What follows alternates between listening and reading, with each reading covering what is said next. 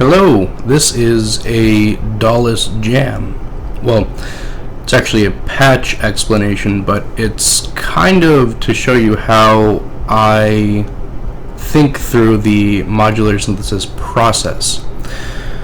So in front of you is my modular synthesizer. Obviously not completed, as there are holes here and here and blind panels scattered throughout. Those should be filled when, one, I have more money, and two, when Pittsburgh Modular comes out with them.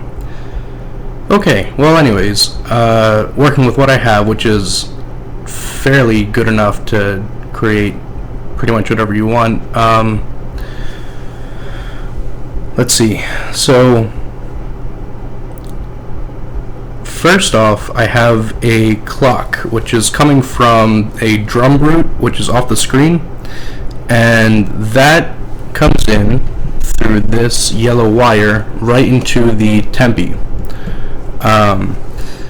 And this is like a clock modulator, so you send one clock in, and then by multiplying and dividing by different integer values, you can get different clock divisions throughout here. And then up top, which is kind of hard to see through the spaghetti of wires, but there are 6 outputs that these clocks leave from. So what are these clocks doing? Where are they going? Well, this top left one, since there's a tempo in, I have this tempo as my ambassador to the system. So this is going right into this multiple right here, which is kind of hard to see, but nevertheless, one of the multiple channels is going to the woggle bug, which is currently inactive, but we can bring that in a bit later. But that's just clocking it so the random values are kind of in sync with the tempo. The other place that it's going, the standard clock, is to the Renee, which is a sequencer, which is right here. Sorry, my hand was off the screen. Right now it's being used pretty bread and butter. It's not really reaching its full potential. It's just cycling through pretty linearly throughout the sequence, and it's being quantized to the C minor scale, and all of my oscillators up here are tuned to that. So the QCV, which is like the quantized control voltage, which I set to C minor, that's also being split, and then both of these channels are going into the 1 volt per octave of each of my oscillators on my complex oscillator here, the make noise DPO. So both of these are tuned to, that wasn't actually that, it was my CS, which is down here, tuned to C minor.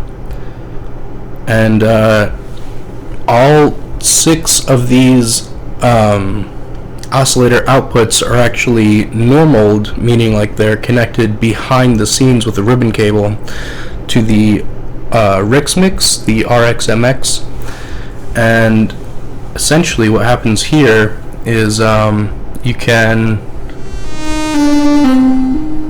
hear the sequence a bit there, but you can cycle through each of these oscillator channels, which gives you a bit of a different timbre every time. If you can see that blue light tracking, I'm not quite sure how good it is with the knobs in the way and everything, but anyways, you can also radiate to include a wider spectrum of sound, and this is kind of like a VCA right over here to the right. It's kind of like the level. It's actually Vactrol based, but right, so that is controlling the relative level. And you see we have an input right here that's leading to the tempi, and that is sending out triplets, but it's muted right now as it's red. So if I open that up, you can see it starts blinking in time, here, with those triplets as it's going through on a divided by 1 cycle. Okay, so that's kind of like the main melody thing that's happening. Now there's another oscillator right here. It's the STO, which is kind of like one side of the complex oscillator, but with a few more features. So this has a wave-shaped output, a sub-oscillator, and a sine wave. So the sine wave is actually being sent to this IntelliGel wave folder, and then the output of that is sent to this channel of the Optimix. So what we can do is when we bring this in, you kind of have like a baseline of sorts, but we kind of want to beef that up a little bit with the sub-oscillator, which we're doing by sending it to the auxiliary channel. However, it's muted down here because we have an S gate right there. So once we open that up, you can kind of hear it come through. Right, so, and I can also wave shape this a bit. There you go, you can kind of see that. You can hear it most importantly.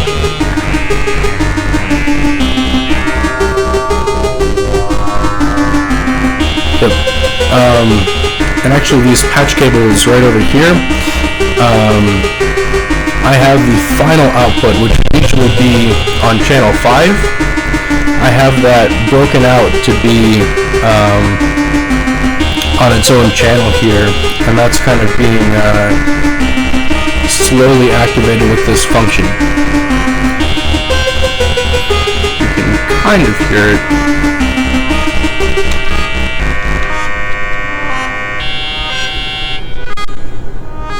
Yeah, so there's that. And then everything, all of these outputs are sent to this 2 HP mixer right here, and that is the final output is going into this Lifeform's dynamic impulse filter, which is a really nice module. It's almost like a Vactrol emulator. However, the parameters aren't set by the Vactrol, it's set by the engine that Pittsburgh Modular designed.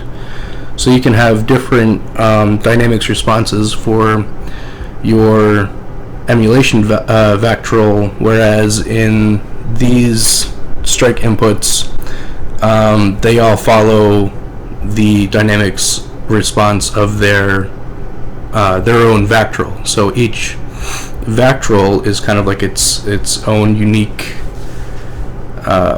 unit that has different responses.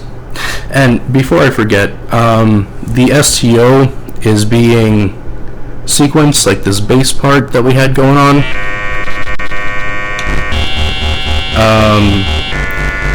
That is being sequenced by the pressure points right here. So it cycles through in a divided by 4 clock. So you can hear that with like the top part, the wave folded part. And I believe the S gate has a ×2 gate being sent to it. But anyways, everyone likes to rag on Modular. You know, it sounds like fart noises, but I'd like to contend that if you put some time into it and actually tune your oscillators, you can get some pretty melodic things. So I'll bring this back in a little bit.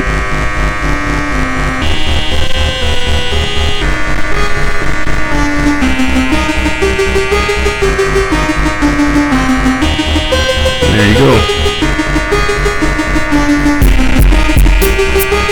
And that's the drum loop that you're hearing now. And we can kind of come in with the CS here.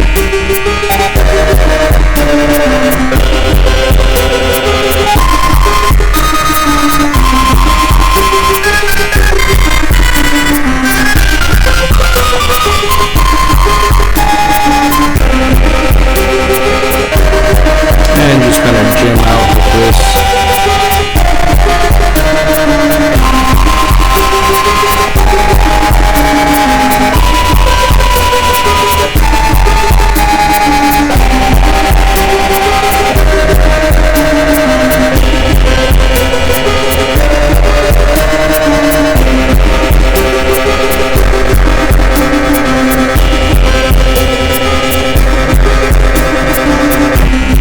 Yep, so essentially, here's that nice filter.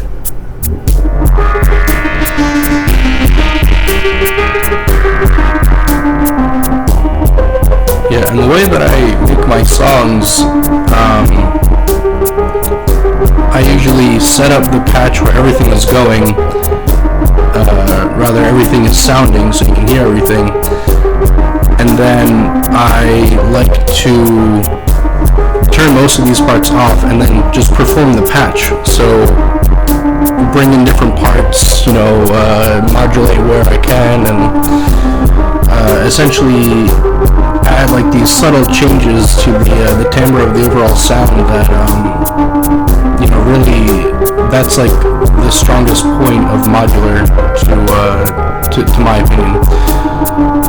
So yeah, that was walking through a patch.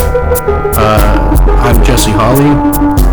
My project name is Modular Moose, and thanks so much for watching. I hope you enjoyed this, kind of found it useful, as like a little insight to the modular world. So thanks a lot. Please like, comment, and subscribe. See you later.